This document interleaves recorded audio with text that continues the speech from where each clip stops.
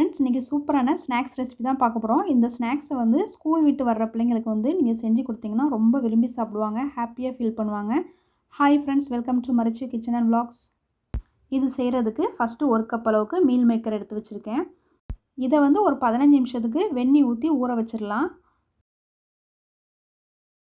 Spoon வச்சு இந்த மாதிரி லேசாக கலந்து விட்டுக்கோங்க, அப்போ தான் எல்லாமே நல்லா ஊறி வரும். இது நல்லா ஊறினதுக்கு பிறகு ஒரு ட்ரிப் நல்லா வாஷ் பண்ணிவிட்டு இதை நல்லா பிழிஞ்சு இன்னொரு பிளேட்டுக்கு மாற்றி வச்சிடலாம். தண்ணி இல்லாமல் நல்லா பிழிஞ்சு எடுத்துக்கோங்க.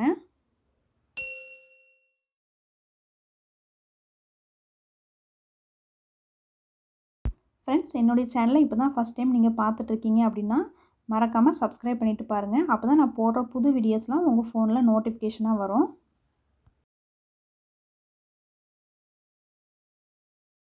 ஓகே, இப்போ எல்லாத்தையும் பிழிஞ்சு எடுத்துக்கிட்டேன். நெக்ஸ்ட் ஒரு மிக்ஸி ஜார் ஒன்று எடுத்துக்கோங்க. இதில் வந்து ஒரு சின்ன துண்டு இஞ்சி சேர்த்துக்கோங்க, ஒரு மிளகாய் வத்தல் சேர்த்துக்கோங்க, அப்புறம் ஒரு பூண்டு சேர்த்துக்கோங்க, கொஞ்சமாக மல்லி இலை சேர்த்துக்கோங்க, 1/4 கப் அளவுக்கு பொரிக்கடலை சேர்த்துக்கோங்க, 1/2 டீஸ்பூன் அளவுக்கு கரம் மசாலா சேர்த்துக்கோங்க, 1 டேபிள் ஸ்பூன் அளவுக்கு அரிசி மாவு சேர்த்துக்கோங்க.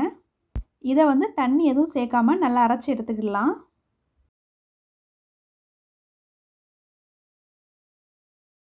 ஓகே, இந்த மாதிரி ஃபைன் பவுடராக அரைச்சி எடுத்துக்கோங்க. கடலை எதுவும் முழுசாக இருக்கக்கூடாது, நல்லா ஃபைன் பவுடராக இந்த மாதிரி அரைச்சி எடுத்துக்கோங்க. இப்போ ஒரு பவுலில் சேர்த்துக்கலாம் இதை. இப்போ இது கூடவே நல்லா பொடி பொடியாக கட் பண்ண வெங்காயம் ஆட் பண்ணிடலாம். நான் ஒரே ஒரு பெரிய வெங்காயம் சேர்த்துருக்கேன். இதை நல்லா பொடி பொடியாக நல்லா சாப் பண்ணி எடுத்துக்கோங்க. ஒரு பாதி கேரட் துருவி வச்சுருக்கேன், இதையும் இதோட ஆட் பண்ணுறேன். ஒரு 2 டேபிள் ஸ்பூன் அளவுக்கு கோஸ் நல்லா துருவி வச்சுருக்கேன், இதையும் இதோட ஆட் பண்ணிக்கோங்க. கொஞ்சமாக 1/4 டீஸ்பூன் அளவுக்கு சோம்பு இந்த மாதிரி நல்லா கையை வச்சு லேசாக கசக்கி போட்டுக்கோங்க. பொடி பொடியாக கட் பண்ண கருவேப்பிலை கொஞ்சமாக சேர்த்துக்கோங்க. நெக்ஸ்ட்டு வந்து நம்ம ஊற வச்சு பிழிஞ்சு வச்சுருந்த மீல் மேக்கரை மிக்ஸி ஜாரில் ஆட் பண்ணிடலாம்.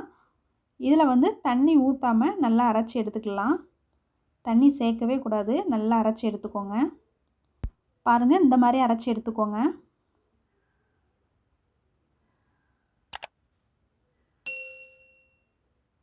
இந்த மாதிரி நல்லா உதிரி உதிரியாக இருக்கணும், அந்த ஸ்டேஜுக்கு அரைச்சி எடுத்துக்கோங்க. இதையும் பவுலில் சேர்த்துக்கலாம்.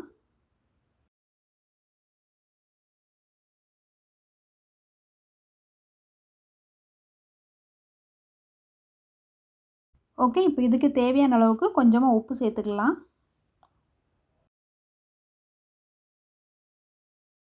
ஓகே, இது எல்லாத்தையும் இந்த மாதிரி மிக்ஸ் பண்ணி விட்டுக்கோங்க. இதில் வந்து தண்ணி எதுவும் ஊற்றணும்லாம் தேவையில்லை. இதில் வந்து ஏற்கனவே ஈரப்பசை இருக்கும், அந்த ஈரப்பசையிலே நம்ம இந்த மாதிரி உருண்டை பிடிச்சி எடுத்துக்கலாம். உருண்டை பிடிக்கும் போது கொஞ்சம் அழுத்தம் கொடுத்து உருண்டை பிடிங்க, இல்லைனா எண்ணெயில் போட்டோன்னே கரைஞ்சி போகிற மாதிரி இருக்கும். அதனால் கொஞ்சம் அழுத்தம் கொடுத்து நீங்கள் உருண்டை பிடிச்சி வச்சுக்கோங்க. பாருங்கள், நான் இந்த மாதிரி உருண்டை பிடிச்சி எடுத்து வச்சுருக்கேன். உருண்டைகள் வந்து சின்னதாகவும் இல்லாமல் பெருசாகவும் இல்லாமல் பார்த்துக்கோங்க. நான் ஏற்கனவே எண்ணெயை நல்லா சூடு பண்ணியிருக்கேன். நல்லா சூடு பண்ணிவிட்டு இதை பொரிச்சு எடுக்கும்போது மீடியம் ஃப்ளேமில் நீங்கள் வச்சுக்கோங்க. அப்போ தான் எல்லா பக்கமும் ஈவனாக வெந்து வரும்.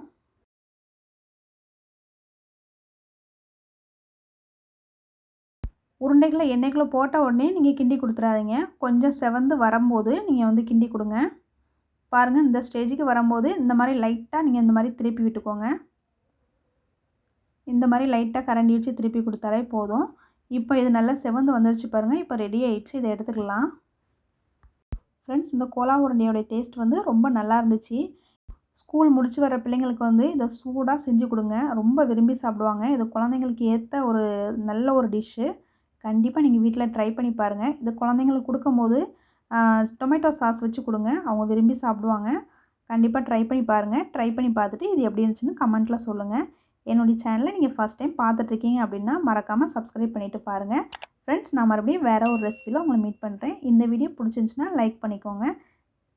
இது வரைக்கும் நீங்கள் வீடியோ வாட்ச் பண்ணதுக்கு தேங்க்யூ.